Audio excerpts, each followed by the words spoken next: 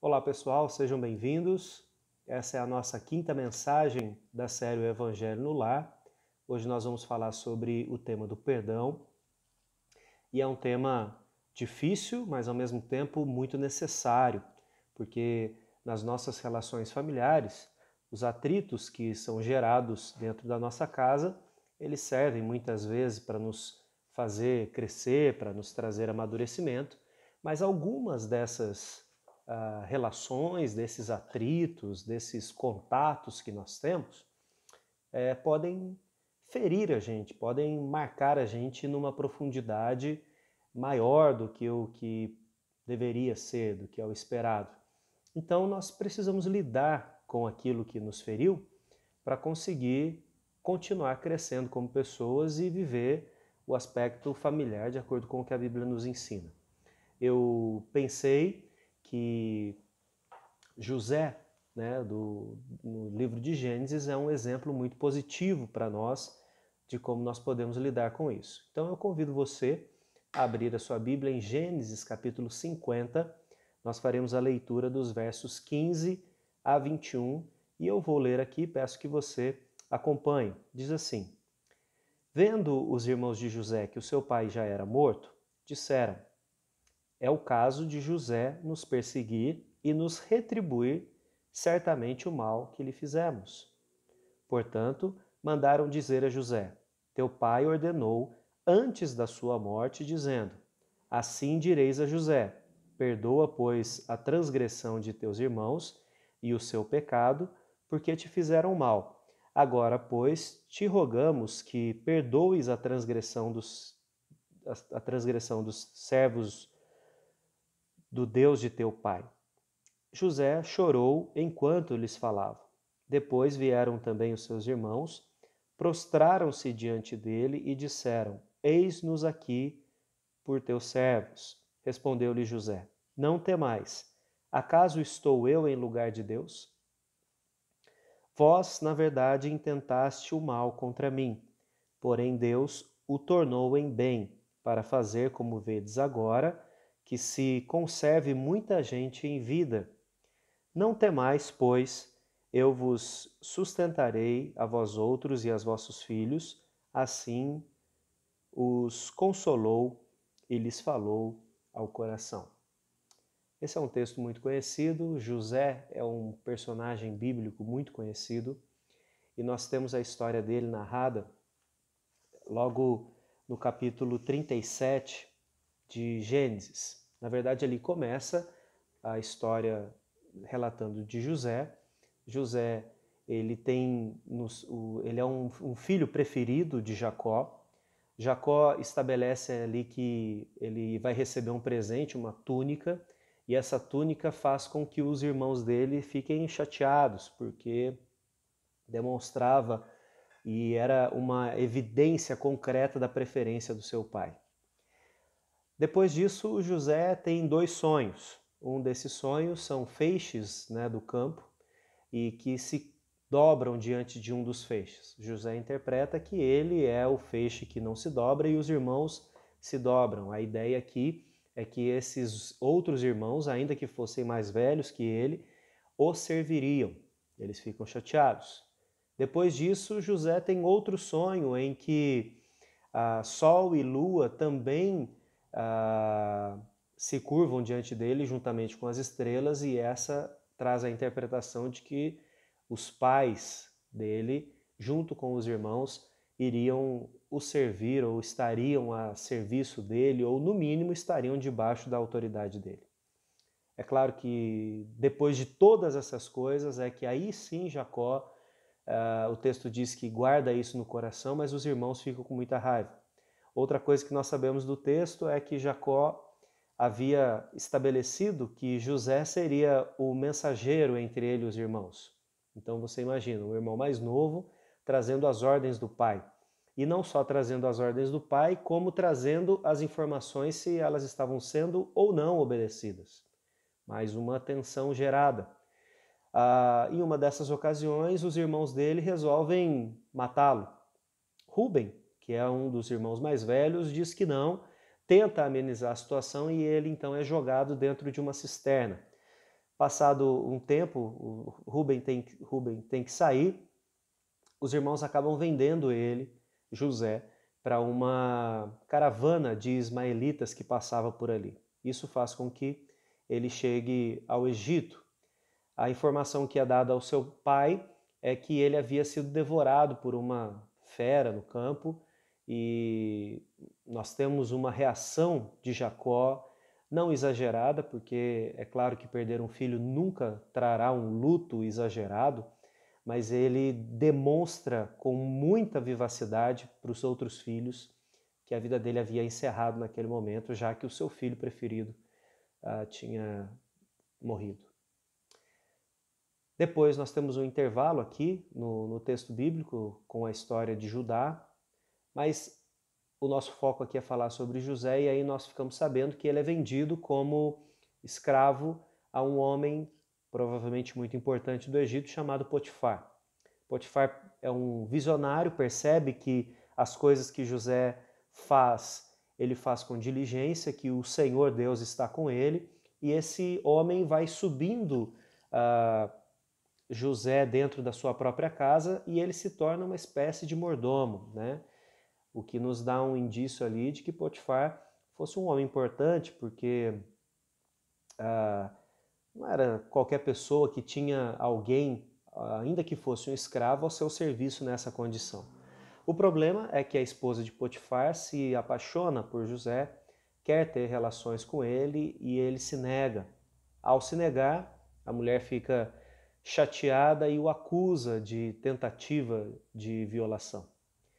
Potifar precisa fazer alguma coisa e ele incrivelmente faz o que é a pena mais leve, que é mandar para a cadeia, porque como escravo, Potifar podia simplesmente matá-lo. Mas nos parece que Potifar ou conhecia bem a esposa que tinha, ou tinha um apreço tão grande por José que não o mata, que não entende que é necessário que isso seja feito, ainda que a acusação é uma acusação muito grave. Ele manda para a prisão. Ali na prisão, mais uma vez, o texto nos diz que José encontra o favor de Deus e o carcereiro o coloca como uma espécie de ajudante. Ainda que na cadeia, José consegue ter uma sensibilidade muito grande para com as pessoas, e 2 funcionários diretos de Faraó são presos, um padeiro e aquele que servia o vinho para ele, né, também uma espécie de mordomo. Os 2 têm sonhos, José percebe o semblante dessas pessoas decaído e interpreta os sonhos, e um deles morre, da mesma forma que José havia dito, e o outro é reestabelecido ao seu posto. José pede para que ele se lembre, mas ele demora ali alguns anos para se lembrar daquilo que José havia feito, quando, nesse momento, então, o faraó tem um sonho que deixa ele completamente desatinado, e aí o copeiro do rei, então, se lembra de José e fala, olha, tem um homem, inclusive cita a situação quando o senhor me mandou prender lá atrás, e ele interpretou, e é exatamente aquilo que ele havia dito aconteceu. José vai então e interpreta o sonho de Faraó, e com isso deixa claro que foi Deus quem fez, mas com isso ele se torna uma espécie de governador do Egito, né? Ele só tinha Faraó acima dele. José ele é muito hábil na sua estratégia administrativa, consegue implementar o plano de maneira espetacular, faz com que o Egito se torne ainda maior potência da época. Se havia alguma dúvida de que o Egito era grande, nesse momento que José o administra, fica fora de proporções. E aí os irmãos dele vêm então procurar comida. José claramente mudado, porque nós entendemos pelo texto bíblico que José devia ter ali 15 a 17 anos quando foi vendido, e nessa fase já, como governador do Egito, talvez ele tivesse 30 a 35 anos, então já um homem bem diferente, com roupas diferentes, com uma linguagem diferente, enfim, um homem completamente distinto. Os irmãos dele não o identificam, mas ele sabe quem é, né? Então José faz uma forma de descobrir se o seu irmão Benjamim está vivo, que era filho de pai e mãe, né? Os outros eram filhos de Jacó, mas tinham outras mães. E ele então faz uma série de ações, devolvendo o dinheiro para esses irmãos, exigindo que Benjamim venha vê-lo. Em determinado momento, José não aguenta e se revela aos seus irmãos, e aí Jacó vem morar no Egito. Depois, Jacó abençoa os seus filhos, ainda tem ali algum tempo de convivência com eles, com todos eles. E o texto que nós lemos é posterior à morte de Jacó. Os irmãos então ficam com medo, pensando, bom, agora que o nosso pai morreu, agora que aquele que poderia cuidar de nós, né, ter autoridade sobre José morreu, então agora a gente está perdido. É melhor a gente levantar logo a nossa bandeirinha branca e tentar a paz com ele, já que o que a gente fez foi terrível. E a resposta de José, como nós lemos, é de forma esplendorosa, né? Ele diz, vocês podem até tentado, né? Vocês tentaram de fato fazer alguma coisa ruim, mas Deus está acima de todas as coisas e ele conduziu isso para que fosse uma bênção. Há perdão real aqui, há perdão concreto. Essa é basicamente a história de José. E eu preciso, antes de trazer algumas lições para nós, levar você a refletir de que perdão e desculpa são situações e são condições diferentes. A desculpa, ela se relaciona com algo que nos machuca, talvez, que nos deixa incomodado, mas que nós, claramente, de forma muito objetiva, de forma muito prática, nós entendemos que não foi a intenção da pessoa de nos ferir. Foi algo errado, mas não é algo que foi proposital.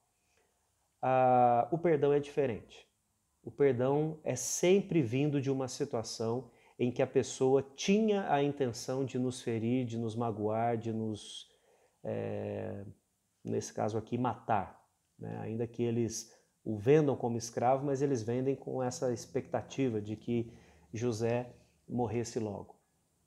Então, muitas vezes nós tratamos aquilo que é a exigência do perdão de uma forma superficial, e isso não traz paz ao nosso coração, e outras vezes nós exageramos naquilo que deveria ser uma desculpa, e aí nós colocamos um peso sobre as pessoas e sobre nós mesmos desnecessário. Então é muito importante que nós aprendamos a fazer uma classificação, identificar, né, se aquilo que foi feito contra nós é uma coisa que simplesmente a desculpa resolve, né, foi feito, mas não é tão grave, ou se de fato é algo que é grave. E eu gosto de uma frase de um pai da igreja. Os pais da igreja são aqueles homens que vieram logo depois dos apóstolos, né? Século II até o século IV, são chamados de pais da igreja. E um deles é Tertuliano. E Tertuliano tem uma frase atribuída a ele que diz assim: se você quer ser feliz por um instante, vingue-se. Se você quer ser feliz pela vida toda, perdoe. Isso significa que se nós pagamos na mesma moeda, se nós damos à pessoa o mesmo que ela nos ofereceu, ou que seja um pouco a mais, isso vai trazer um momento de alívio. Mas logo depois a gente vai ficar pensando, né, eu deveria ter colocado mais força, eu deveria ter dito mais coisas, eu deveria ter punido com de uma forma mais severa, e a gente sempre vai ficar pensando que faltou um pouco de satisfação naquilo que foi feito contra nós. Se nós perdoamos, nós estamos livres. E mais do que livres, nós libertamos também as pessoas. Mas eu penso que o maior problema do perdão não é contra as outras pessoas, mas contra nós mesmos, porque nós nos sentimos inferiorizados do porquê que nós confiamos, do porquê que nós acreditamos, de como nós não percebemos a cilada onde nós estávamos entrando, enfim, nós sempre tratamos a nossa própria relação com o que aconteceu de uma forma muito pesada. Bom, então eu quero colocar aqui para a nossa reflexão três, eu vou chamar de análises, tá? Três reflexões, três análises que nós precisamos fazer se nós queremos de fato perdoar as pessoas e ter o evangelho no nosso lar através do perdão, tá? Então a primeira dessas análises que a gente precisa fazer é a análise dos personagens que estão envolvidos, né? E de certa forma procurar entender quais são as suas motivações ou quais são os seus erros, né?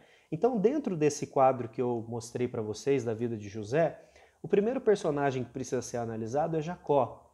E eu já falei sobre Jacó nesse mês, e eu não quero deixar a impressão de que Jacó fez tudo errado, mas eu tenho para mim que Jacó falhou em muitas coisas que eram importantíssimas para sua família, né? Nós falamos aqui sobre Diná, a sua filha, que acabou sendo violentada, e Jacó se cala, não fala nada, e os seus filhos, né, tomam a atitude de ir lá e matar um clã inteiro de pessoas, de homens, né? E isso faz com que eles se tornem assassinos, faz com que eles roubem aquilo que era desses homens, enfim, uma situação trágica.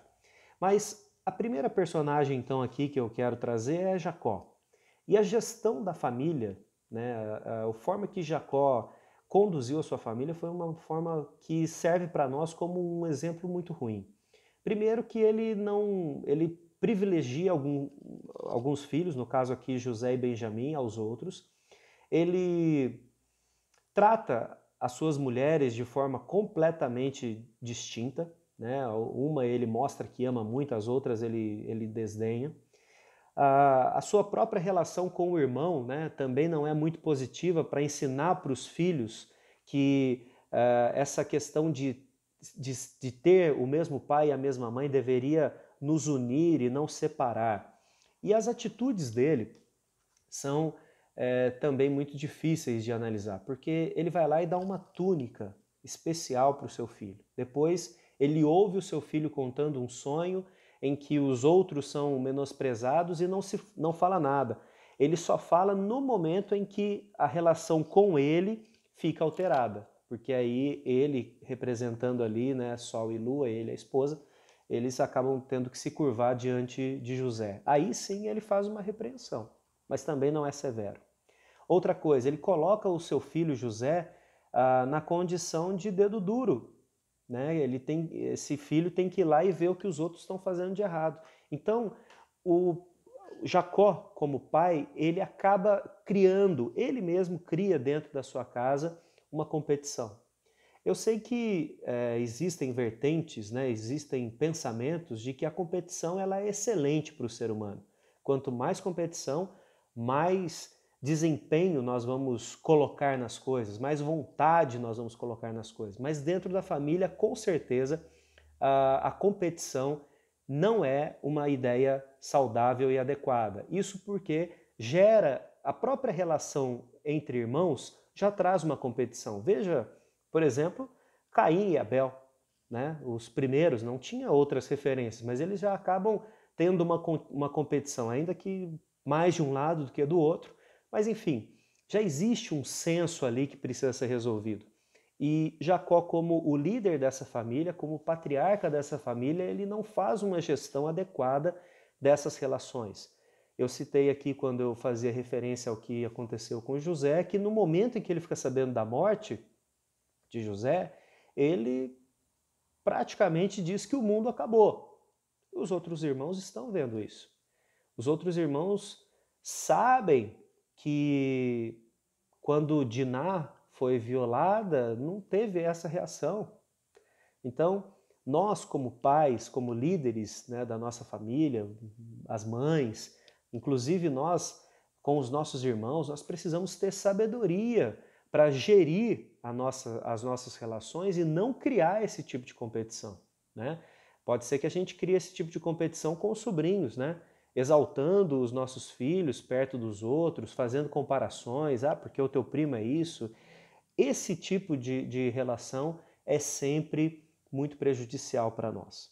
Então, primeiro personagem aí, o pai. O segundo personagem é o próprio José, que ainda que depois, né, quando ele está no Egito, ele tem uma postura muito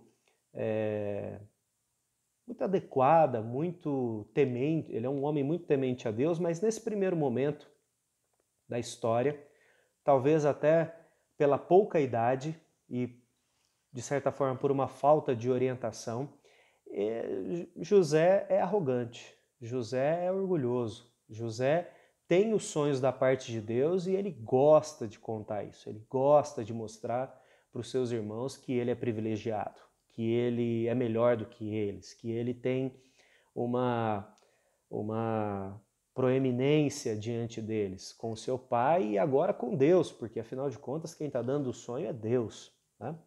Então veja que nós podemos ser os causadores também de conflitos na nossa casa. Talvez por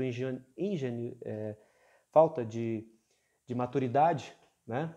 Mas isso pode acontecer. Então a gente precisa fazer uma leitura muito boa também com relação a nós mesmos. E os outros personagens dessa história são os irmãos. E os irmãos, eles agem muito mal. Tudo que eu disse aqui do pai e também de José não justifica a atitude que os irmãos têm. Não justifica. Nós podemos até compreender, né, que era uma série de situações que levou com que eles tivessem essa reação, mas não justifica. Inclusive, quando José, né, sendo governador ainda não declarado ali como irmão deles, diz que eles deveriam voltar para casa e trazer Benjamim com eles. Eles fazem ali uma reflexão entre eles e eles dizem assim, nós estamos passando por isso, porque quando o nosso irmão estava lá na cisterna, nós, vendo o sofrimento dele, não fizemos nada. Ou seja, havia uma consciência de erro, havia uma consciência de que alguma coisa tinha sido, algum limite tinha sido rompido, né? Mas a mentira continuou. Eles continuaram mentindo para o seu pai, eles não foram atrás do seu irmão, não há referência alguma de que eles tentaram reparar o erro que eles cometeram. Então, quando nós fazemos uma análise dos personagens que envolvem a nossa dor, ou aquilo que nós fizemos com alguém, ou aquilo que alguém fez conosco, ter essa análise dos personagens, das pessoas envolvidas, as suas emoções, as suas intenções, né, que estiveram relacionadas ali, nos ajuda a trazer um pouco de clareza sobre tudo que está envolvido, né? Eu vou usar aqui o exemplo maior que nós temos, nós já falamos disso no mês passado. Deus, ele não trata os pecadores de qualquer forma, né? Ele não finge que nós não somos pecadores, pelo contrário, ele nos trata definitivamente como pecadores, né? Ele sabe quem nós somos e é por isso que ele envia Jesus para nos socorrer. Então, os personagens da história, eles estão muito bem posicionados. Deus é o juiz, aquele que foi afrontado. Nós somos os pecadores que gostamos de fazer aquilo que fazemos, que praticamos os erros não como uma fatalidade, mas nós planejamos, né? Nós somos articulados nessa questão de pecar. E depois nós temos Jesus Cristo como aquele que é o justo e que vai se entregar por nós. Então os personagens são muito bem definidos, e se nós queremos trazer a graça de Deus para a nossa casa através do perdão, nós precisamos definir muito bem os personagens, né? Entender aquilo que cada um passou, não pelas nossas emoções, não olhando para as pessoas por aquilo que ainda nos afeta, mas tentando descrever o que é. Então, por exemplo, nós muitas vezes ficamos magoadíssimos com pai e mãe. Mas se você parar para fazer uma análise, uma observação, sem julgamento, do seu pai, da sua mãe, das razões que eles tiveram para fazer o que eles fizeram, talvez você tenha uma nova perspectiva sobre a sua vida, sobre essa relação de perdão, de culpa, de medo, de angústia, né? E aí é provável que você vai conseguir caminhar mais facilmente para o perdão e para a reconciliação do que fora de uma situação assim. né? A gente volta nisso daqui a pouco. Uma segunda análise que a gente precisa fazer é com relação aos limites que são estabelecidos dentro da nossa família, sejam limites declarados ou não. A grande questão é que você precisa entender, e eu também preciso entender, que nós temos limites. E os limites de cada pessoa são diferentes. Então existem coisas que vão ser feitas para mim que eu vou lidar com elas numa condição muito positiva, boa, isso não vai me ferir, talvez vai me afetar, mas eu vou conseguir lidar com isso numa boa. E tem outras coisas, tem outros limites que vão ser muito mais sensíveis para mim. E que quando esses limites forem rompidos comigo, certamente eu vou me magoar profundamente. Certamente eu vou ter uma ferida maior do que a sua. Quando os nossos limites são ultrapassados, nós temos duas reações. A primeira reação, quando alguém fere um limite nosso, é o da raiva. Então, por exemplo, nós temos como família, acho que de modo geral todas as famílias têm isso, um código de cuidado mútuo, né? Nós somos ensinados pela Bíblia, pela cultura, de que nós como família devemos cuidar uns dos outros. Suponha que você fique sabendo ou a sua experiência trouxe para você que os seus pais faltaram com o cuidado com você. Ou seja, havia um limite, havia uma necessidade estabelecida, que era o de cuidado, e que não foi cumprido. Isso pode gerar raiva em você. É o limite que foi ferido por alguém de fora. Normalmente nós temos raiva. Pensa num casamento em que houve traição. Foi um limite que foi rompido, que foi passado. Isso gera raiva. Imagina que houve um casamento, mas que não houve traição de fato. Mas nessa época da tecnologia, o marido ou a esposa encontra uma conversa ali de WhatsApp que não deveria existir. O cônjuge conversando com alguém, alguma coisa assim. É um limite que foi rompido. A primeira reação que a gente tem a esse limite rompido é a raiva, depois a mágoa, depois a vingança, e isso vai crescendo até o ponto da gente ser consumido por esse tipo de sentimento. Mas quando esse limite que eu estou dizendo ele é rompido, um outro limite, uma outra sensação também é gerada. A raiva é para com o outro, mas a culpa é para conosco. Então, como eu não percebi que a minha esposa conversava com alguém no WhatsApp? Como eu não percebi que o meu marido olhava para alguém? Como eu fui deixar que o meu irmão e a minha irmã, ou o meu primo, o meu tio, fizesse alguma coisa dessa comigo? Como eu não percebi que aquela pessoa que me pediu dinheiro emprestado não ia pagar? Como eu fui confiar que o fulano cumpriria a palavra dele, sendo que ele nunca cumpre a palavra?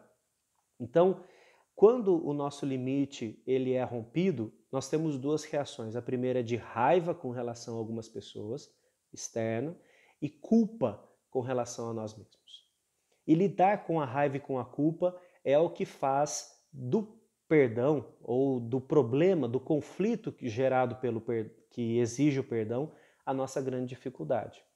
Porque para vencer a raiva com relação ao outro, eu primeiro preciso dar aquele passo anterior, que é o de observar e de identificar quais foram, de fato, as coisas que aconteceram, né? Por que a pessoa fez o que fez.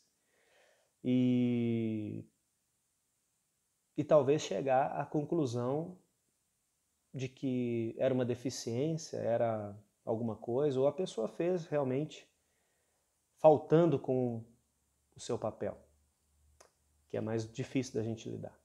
Agora, lidar conosco, lidar com a culpa, e essa culpa talvez se manifeste na nossa própria vida como raiva também, é algo mais sutil. E aí nós precisamos ter um exercício de olhar no espelho e reconhecer que nós, ainda que sejamos muito cuidadosos, crentes, ainda que nós oramos pelas situações, é possível que muitas coisas escapem de nós porque nós somos falhos também. Mas essa falha não pode ser suficiente para me trazer uma âncora que me fixa nesse momento histórico da minha vida em que eu errei, em que eu falhei e eu não consigo prosseguir mais. Eu sei que isso é um pouco difícil. Eu espero que tenha ficado claro para você o que eu estou dizendo.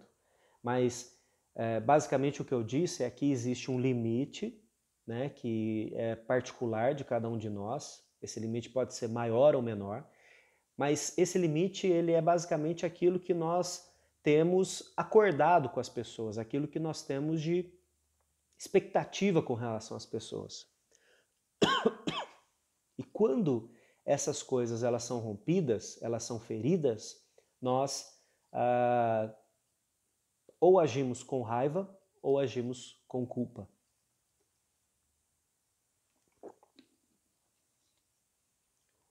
E aí nós precisamos lidar com essas duas questões de uma forma muito simples,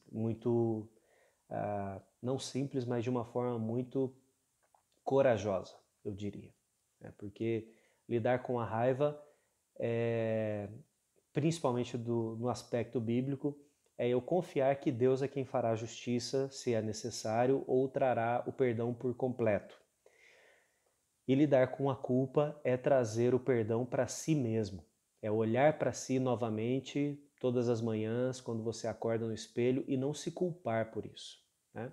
Então, nós não temos o relato aqui da reação de José, mas nós temos, como eu já citei aqui, a relação dos irmãos, porque quando eles, na situação ali de Benjamim, eles lembram que José estava lá no poço e clamava por misericórdia e eles não clamaram. Então isso transparece a culpa que estava neles. Né?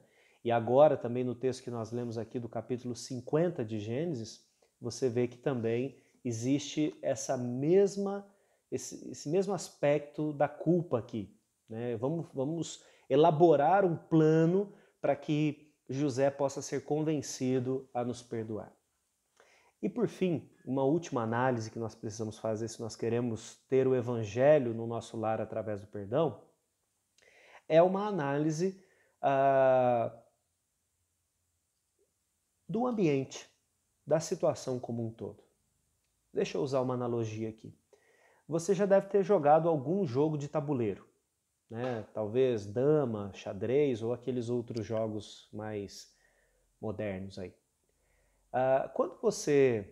Se você se colocar na posição da peça do jogo de xadrez, na perspectiva desse jogo, você vai enxergar muito pouco.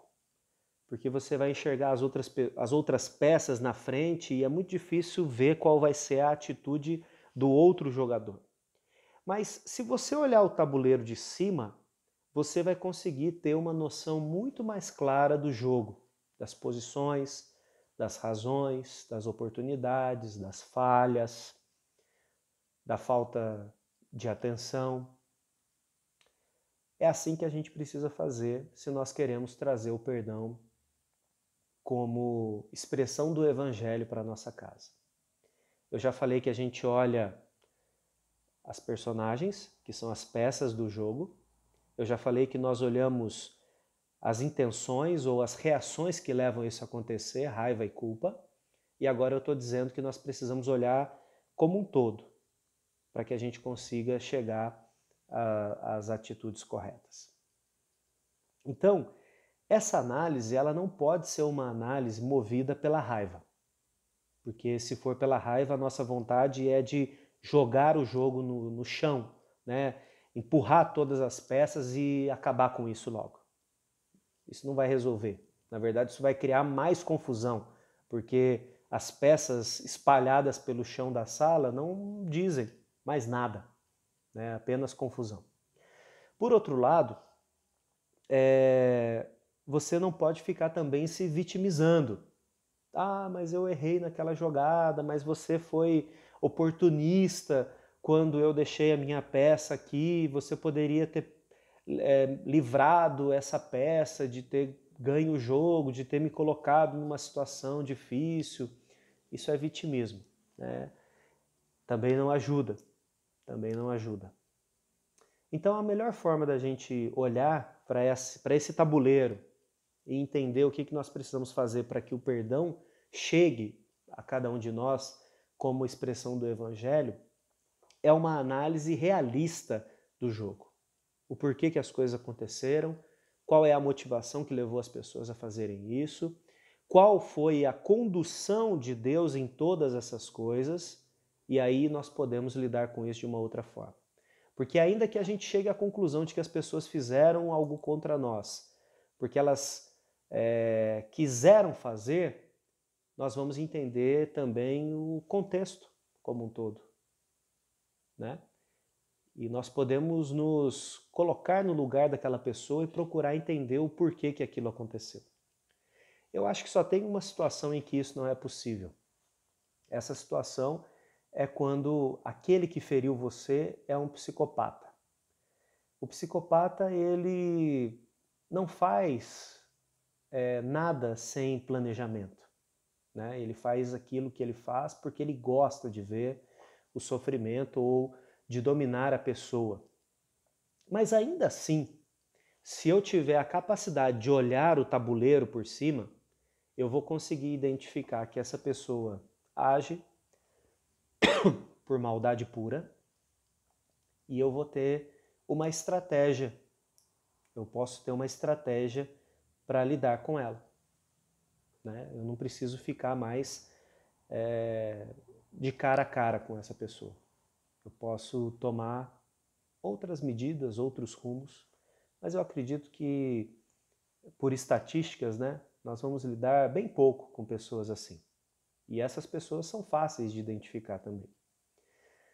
Mas perceba que a estratégia de olhar o jogo por cima, o tabuleiro por cima, a nossa vida por cima, de uma maneira mais realista, lembrar da situação, talvez você precise pegar uma caneta, talvez você precise pegar um papel, colocar o nome das pessoas, o que cada um disse, o porquê que disse, qual era a situação do momento, como nós reagimos. Eu falei o que era verdade, mas eu falei do jeito errado, né? Eu acabei expressando a minha opinião de uma forma agressiva, eu fui vitimista, enfim, você pode olhar o quadro de uma maneira mais real e à medida que você faz isso, à medida que você vai apresentando isso para Deus, você tem condições de vencer, de romper com esse ciclo que vai matando a gente por dentro, que é o de sentir raiva de alguém, de sentir culpa, e aí nós vamos experimentando então o perdão. Eu vejo, irmãos, que José, por todas as coisas que aconteceu na vida dele, pelo tempo que ele ficou, eu disse aí pelo menos uns 15 a 17 anos antes de ser governador, ele teve muito tempo para analisar essas relações. Eu acredito que na casa de Potifar, José teve a oportunidade de enxergar uma família desestruturada, porque ainda que supostamente a mulher de Potifar tivesse todas as coisas que ela quisesse, ela queria algo que não era dela. Isso lembrava a família dele. Isso lembrava a relação de exagero que existia na casa dele. Quando ele esteve na prisão, ele viu o que é ser injustiçado, o que é não ter feito nada para ter culpa e mesmo assim receber o peso da culpa e o castigo. Então isso faz com que José tenha condições de declarar para os seus irmãos: vocês fizeram algo ruim, mas Deus transformou tudo isso em algo bom. Nós precisamos parar para pensar nisso. E eu convido você a fazer isso nesse momento. Que Deus te abençoe. E até a próxima.